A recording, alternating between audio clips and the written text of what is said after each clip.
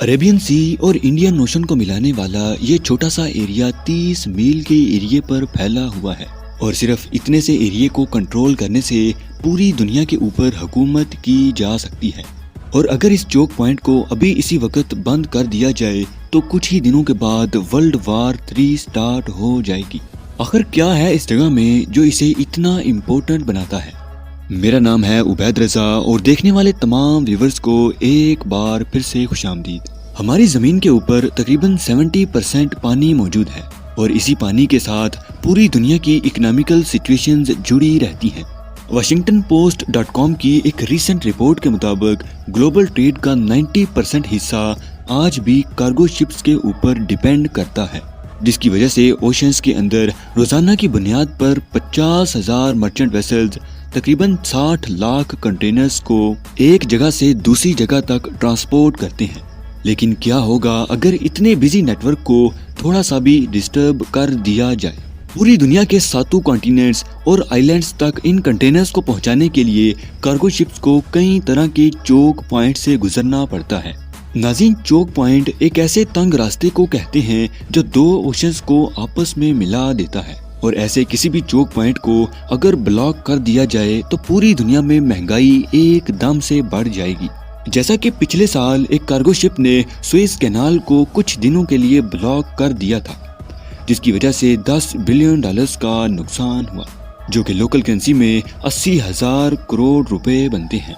अब आपको अंदाजा हो गया होगा कि ये चोक पॉइंट कैसे पूरी दुनिया की इकोनॉमिकल सिचुएशंस को कंट्रोल करते हैं। लेकिन एक चोक पॉइंट ऐसा भी है जिसे अगर ब्लॉक किया गया तो इकोनॉमिकल क्राइसिस के साथ साथ वर्ल्ड वार 3 भी स्टार्ट हो जाएगी। जी हाँ, 30 मील के एरिया पर फैला हुआ ये choke point strait of Hormuz के नाम से जाना जाता है, जिसे Iraq, Iran, Saudi Arabia, Kuwait, Qatar, Dubai, Oman और बहरीन आपस में शेयर करते हैं।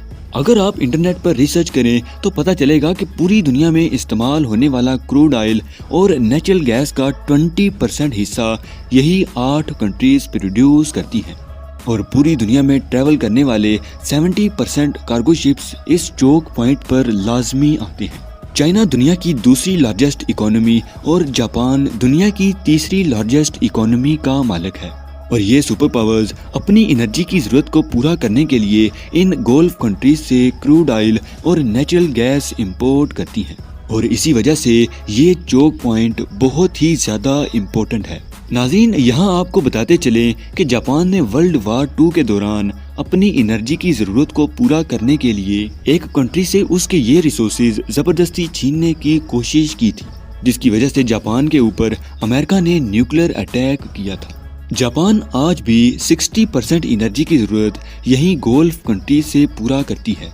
इसी हिसाब से अगर ये चोक पॉइंट ब्लॉक कर दिया जाए तो दुनिया की लार्जेस्ट इकोनॉमीज तबाह हो जाएंगी, जिसका दूसरा मतलब सीधा सीधा वर्ल्ड वार 3 का आगाज होगा। लेकिन ये पॉइंट ब्लॉक करेगा कौन? अगर मैप के ऊपर देखा जाए तो इस चोक पॉइंट के एक तरफ ईरान है और दूसरी तरफ बाकी सारी गल्फ कंट्रीज, और इस हिसाब से इस चोक पॉइंट को कंट्रोल करने का हक भी ईरान का बनता है। लेकिन अमेरिका ने ईरान को जबरदस्ती इस जगह से दूर रखा हुआ है। कतर, दुबई, ओमान और कुवैत के नजदीक अमेरिका ने अपने एयरक्राफ्ट कैरियर बना रखे हैं, जहां नेवी और स्पेशल फोर्सेस हर वक्त ईरान पर नजर रखे हुए हैं। क्योंकि ईरान के पास अभी तक कोई न्यूक्लियर वेपन नहीं है, इसलिए ईरान भी खामोशी इख्तियार किए हुए है और शायद ये खामोशी एक खतरनाक तूफान आने से पहले की खामोशी हो सकती है। ईरान आहिस्ता आहिस्ता इस पॉइंट के करीब अपनी आर्मी, नेवी और एयरफोर्स को इकट्ठा करने में लगा हुआ है और जैसे ही ईरान एक न्यूक्लियर पावर्ड कंट्री बन जाएगा तो फिर अमेरिका भी ईरान के ऊपर हमला करने से पहले 1000 बार सोचेगा। न्यूक्लियर वेपन बनते ही ईरान इस चोक पॉइंट पर अपना कंट्रोल और ज्यादा मजबूत कर लेगा और फिर अमेरिका ने अगर कुछ ऊंच नीच करने की कोशिश की तो एक न्यूक्लियर वार कुछ ही सेकंड्स के अंदर छिड़ जाएगी। वीडियो यहाँ तक देखने के लिए बेहद शुक्रिया। मिलते हैं अगली शानदार वीडियो के साथ।